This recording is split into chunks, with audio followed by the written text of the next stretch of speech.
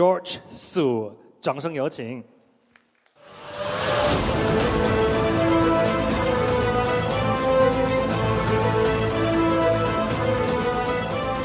Hello, everybody.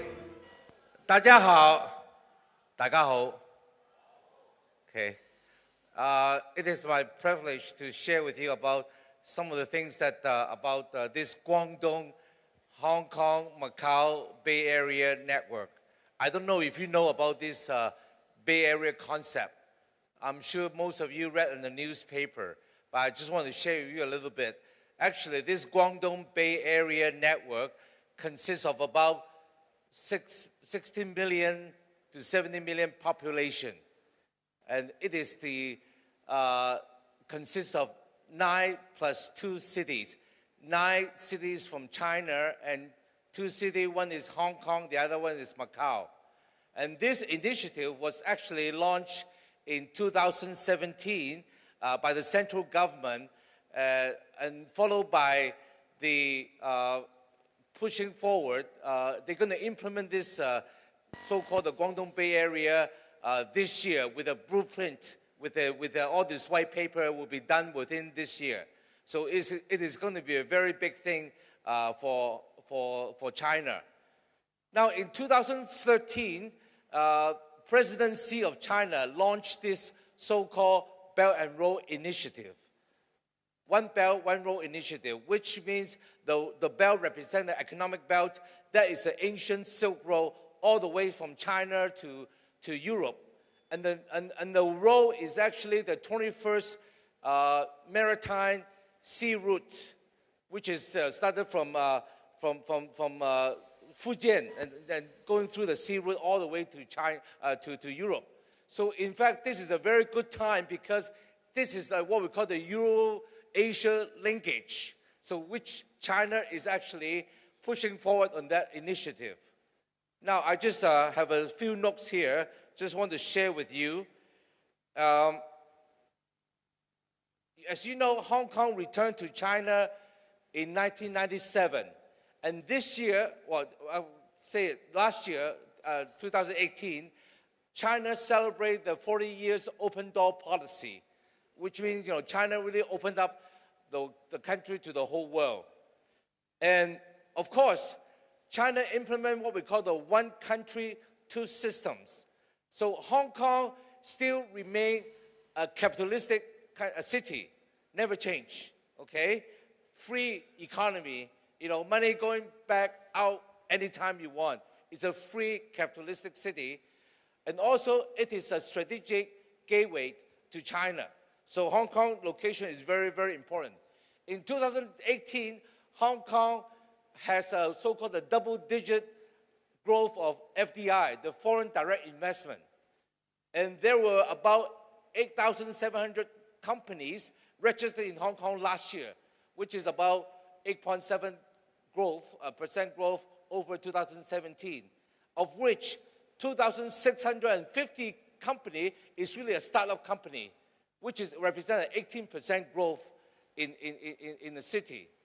And also that the regional headquarters located in Hong Kong has also an impressive growth of about 8.4%. So that's a lot of company coming to Hong Kong for what reason? Basically from what we call the Guangdong Bay Area network. So this year you expect there will be a population increase of over 10 million because everybody, even from the whole of China, are coming to the Guangdong Bay Area. You heard a company like Huawei, you heard a company like Tencent. They are all located in Shenzhen. So you will see a lot of activities, particularly in the high-tech industry, that will actually will be in Hong Kong. Now, of course, for your information, Hong Kong was #1 in IPO last year. They raised about $45 billion, okay? And it will be #1 in the world this year as well because China is moving some of the company to be listed in Hong Kong. So Hong Kong is very important. And also, out of the 3.2 million workforce, 770,000 over are professionals. They are in the service industry like lawyers, accountants, and also in the financial field as well. So Hong Kong has a pool of talents that we can utilize it. Of course, Hong Kong is a very friendly city, so friendly enough, particularly to the cryptocurrency as well. But of course, you heard about all this bad news about reason, misappropriation of assets, market, manipulations, that sort of thing, that caused the attention of the Security Future Commission. They're going to come in to police the market and to curb about some of this fraudulence that's happening, in Hong Kong. The reason why they're doing that is because they really want Hong Kong to be the international blockchain hub. They want to gain the reputation. Hong Kong is they have the rule of law, good communication, the whole bunch of talents, and also compliance is very important. So just to give you some idea that according to the FinTech lead at Investment Hong Kong, which is the semi-government body, is that blockchain is a very high priority for us. There's a hype and there is a fast grab of money with ICOs in some cases. But what we are looking at building here in Hong Kong is an infrastructure for new business and existing business to make sure the technology and innovations remain a key enabler for financial sector growth.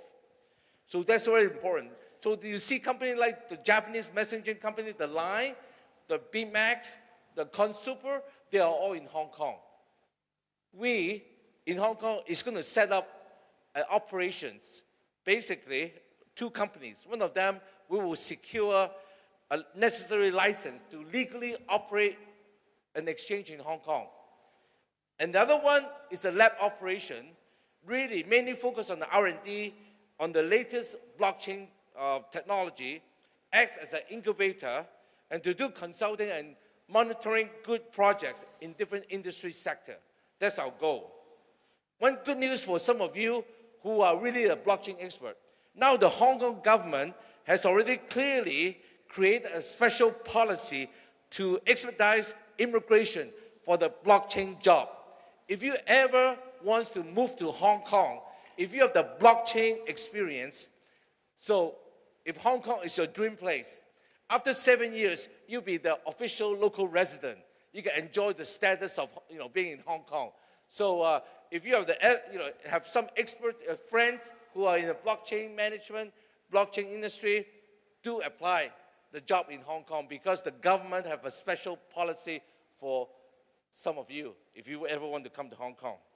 Now here I'd like to thank a few people. Of course, I'd like to thank Dato' Ray. I don't know whether he's here. Rex, Blash, who actually worked very hard to build this European blockchain. But I tell you, after I heard the Tadit story, right, I want to give you the true story, what's happening. In 2014, I went with the Vice Premier of China, Wang Yang, to visit a country called Slovenia. I don't even know how to pronounce the word Ljubljana. Very complicated for me. And here, I met a guy named Marco. He's a vice mayor of a city called Koper. I'm sure it's for Slovenia. And I just found out that he's a good friend of Tadit. Okay? So he invited me to be the economic advisor to the mayor of Koper City. And then subsequently, in 2016, I took a Chinese delegation to Slovenia together with some of my friends. One of them is called Alvin Tan. Who is Alvin here? So he's gone. But I think that it is Alvin who actually flourished that relationship to really have what you see today, a successful build-up of the European blockchain, a linkage between Europe and China. So give a round of applause to Alvin. I don't know where Alvin is, but we thank you, Alvin, for his effort, But not the least, it is my great pleasure to be part of this family. I look at it as a family, as a European blockchain group, to continue to contribute to the SDG, the Sustainable Development Goal. Thank you very much. Thank you very much. 掌聲多謝嚟自香港嘅朋友 Mr. George Su，Thank you。